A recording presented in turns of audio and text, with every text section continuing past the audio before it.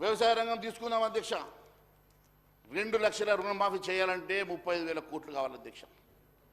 2 లక్షల రుణమాఫీ మీరు ఏ రకంగా చేస్తారో మరి రాష్ట్రం ప్రజలకు చెప్పాల్సిన అవసరం ఉంది అధ్యక్ష. 2 లక్షల రుణమాఫీ గురించి మీరు ప్రస్తావించారు, కానీ దానికోసం ఎంత ఫండ్ అలొకేషన్ చేశారో చెప్పలేదు అధ్యక్ష. అదే మాదిరిగా రైతు బంధులో మీరు ఇవ్వాల్సినటువంటి, మీరు ఆ రోజు మీ మేనిఫెస్టో చెప్పినటువంటి అంశాలు అధ్యక్ష, 2 లక్షల రుణమాఫీ, 15,000 రూపాయలు రైతు భరోసా, 12,000 కౌలు రైతులకు ఆసరా, 500 రూపాయలు పంటకు బోనస్, 3 లక్షల వరకు వడ్డీ లేని రుణాలు, వ్యవసాయానికి 24 గంటల ఉచిత కరెంటు, ఎరువుల మీద సబ్సిడీ అట, ఇన్పుట్ సబ్సిడీ అట, వీటన్నిటికీ ఇచ్చింది కేవలం 19,776, 19,746, 19,746 కేవలం రైతు బంధుకు సరిపోవు అధ్యక్ష.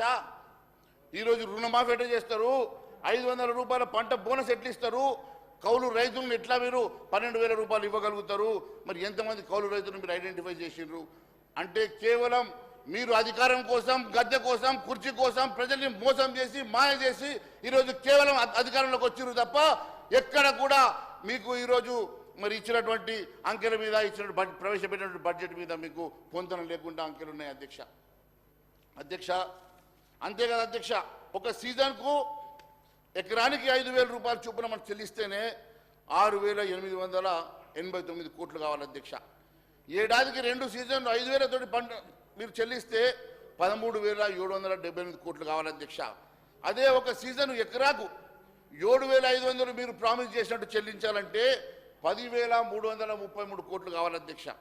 అంటే ఏడాదికి 2 సార్లు మీరు ఒప్పుకున్న దాని ప్రకారం రైతు బంధు చెల్లించాలంటే అది 20,000 కోట్ల పైగా అవసరం ఉంటుంది అధ్యక్ష.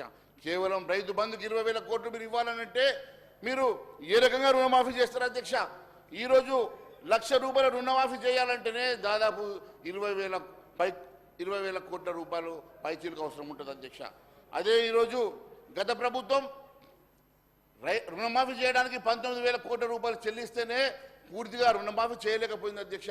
దానికి దాదాపు 29,061 లక్షల మందికి రైతులకి.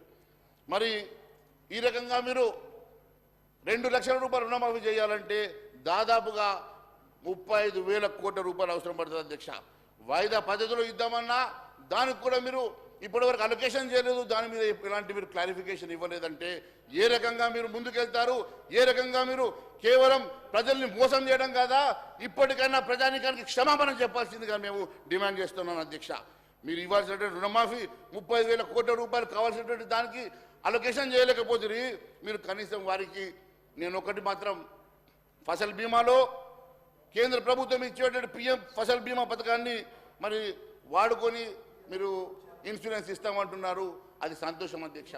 అదే మాదిరి నేను ఒకటి అడుగుతా ఉన్నాను, మరి ఫసల్ బీమా, ప్రధానమంత్రి ఫసల్ బీమా మీరు వాడుకున్నప్పుడు ప్రధానమంత్రి పేరు ఎక్కడన్నా చర్చిస్తే బాగుండేది అధ్యక్ష. కేంద్ర ప్రభుత్వాన్ని ఆ అంశంలో మీరు చెప్పి ఉంటే బాగుండేది అధ్యక్ష. కేవలం దాన్ని ఒక ఇగ్నోర్ చేసే ప్రయత్నం చేసింది అధ్యక్ష. ఇట్లా ఎన్నో రాష్ట్ర ప్రభుత్వం ఇస్తామన్నటువంటి సాయం 500 రూపాయల బోనస్ కానివ్వండి, లేకుంటే 24 గంటల ఉచిత కరెంటు కానివ్వండి, లేకుంటే 3 లక్షల వడ్డీ లేని రుణాలు కానివ్వండి, ఇవన్నీ ఏ రకంగా మీరు ఇచ్చి మరి ఈ బడ్జెట్తో ఇచ్చినటువంటి 19,000 కోట్లతో ఇవ్వగలుగుతారో ప్రజానీకానికి చెప్పాల్సినటువంటి బాధ్యత మీ మీద ఉన్నదని చెప్పి నేను తెలియజేస్తున్నాను అధ్యక్ష.